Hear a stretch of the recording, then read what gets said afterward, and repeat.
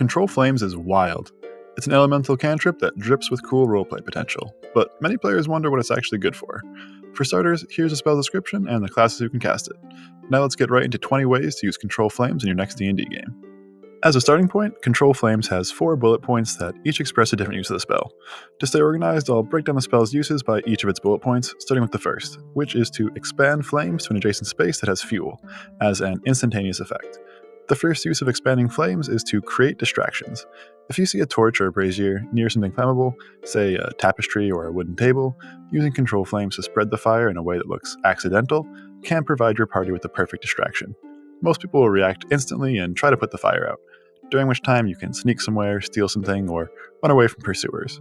Use number 2 of Control Flames is to create a zone of control. Whenever you're somewhere with lots of flammable ground, as in wood, you can create mini walls of fire to block choke points as a way of dissuading pursuers or enemies who are attempting to run away from you. You might also defend an objective or vulnerable NPC with these mini fires. This next application is somewhat contentious, but that's to use Control Flames to deal damage. Most DMs will grant that spreading a fire into a space occupied by a creature will result in that creature possibly taking fire damage. The question is how and how much. From my experience, I've seen DMs have a small mundane fire deal either 1d4 or 1d6 fire damage on a failed dex saving throw against the spellcaster's spell save DC. That seems like a fair damage value and method of determining if it hits. The logic as to why Control Flames should deal less than a comparable cantrip like Create Bonfire is that Control Flames also comes with all the extra utility I'll be discussing in this video. For my last tip on the Expand Flames bullet point, I'd like to suggest that you carry a torch or candle. You can't conjure fire with Control Flames, which is kind of a bummer. It also means you'll need to bring your own source of fire and a fire starter like some sort of pleb. A torch is the handiest, but if you're worried about being seen, a candle has a much smaller light radius. Next up, let's look at bullet number 2 of Control Flames, and that's to extinguish flames. A great use of this spell is to prevent collateral damage. A very common use of Control Flames is for firefighting missions, sometimes caused by someone's careless fireball spell, or sometimes caused by a purposefully made fire that gets out of hand. This could be either you or your enemies, whoever's carelessly slinging fire around flammable stuff. Another good use of extinguishing flames is to be stealthy. Creatures who lack dark vision can't see at all if you remove all their light sources, and even dim light can help make it easier to pass your stealth checks. And the fact that Control Flames only has a somatic component, no verbal or material, means that you can often get away with casting the spell unnoticed, even without Subtle Spell. Still, this application can be tricky to pull off in practice. Sense of fire going out without cause is suspicious.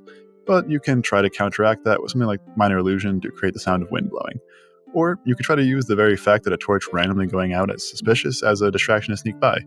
Either way, Control Flames is often a useful cantrip in conjunction with stealth missions. On a similar note, bullet number 2 is very useful for subclasses and groups that enjoy darkness. Subclasses like the Gloomstalker Ranger and the Shadow Monk come to mind. Gloomstalkers are invisible in darkness to any creature that relies on dark vision, and Shadow Monks can teleport to and from areas of darkness, as well as become invisible in darkness at higher levels. Basically, Control Flames is a good budget option for groups that can rely on dark vision to take advantage of regular darkness, but don't want to go all in on the magical darkness thing. Just snuff out all the light sources in the room and you're good to go. As a final note for this bullet point of Control Flames, I'd like to remind you that it can only put out one flame in a 5-foot cube area per turn, so if there are many fire sources in an area, it may not be very practical to put them out one at a time. Bullet number 3 of Control Flames is super cool, as it allows you to alter flames, either by making them brighter or dimmer, and or changing their color. A good use of this effect is to see farther. The Underdark can be a spooky place, but Control Flames can make you feel much more comfortable exploring while you're there. For an extreme example, you can turn a bullseye lantern's 120-foot light range into a crazy 240 feet. Just be aware that you'll also be visible from that distance as well. Which brings me to the next important use of altering flames, being somewhat stealthier. If you'd rather not become a shining beacon in dark places, you can go the other route and use Control Flames to dim your lights. Bringing a regular torch down from 40 foot of light to 20 feet can be perfect for seeing where you're going without being easy to spot yourself. My next use of Control Flames is to enhance your performance. Making flames colorful can work as the medieval equivalent of pyrotechnics, which should really add some juice to your bard's performance. And changing the brightness of the flames to add drama to their storytelling can be equally impactful. In a more nefarious vein, you can use the spell to intimidate plebs. Kind of like a thaumaturgy light, you can use Control Flames to brighten flames when you're shouting angrily or dim them when you're getting serious. This can work to scare folks who have never encountered a magic user before. Same goes for making flames colorful with the wave of your hand. And my last use of the effect is to signal. If you need to send a signal to distant allies, changing the brightness or color of a torch can be a good option. You can even tap out Morse code with this to convey more complex messages if you have the time for it. And the final bullet point of Control Flames is a lot of fun, as it allows you to animate flames. There are plenty of good ways to use this effect, and the first is similar to one I already mentioned, for enhancing your performance. The idea is simple: create images of a story while your bard tells the tale. That's a seriously cool special effect that'll have villagers huddled around for the show of their lives. On the more nefarious side, you can use Animate Flames for charlatanism. Control Flames is great if you want to pretend to be some sort of fortune teller or soothsayer.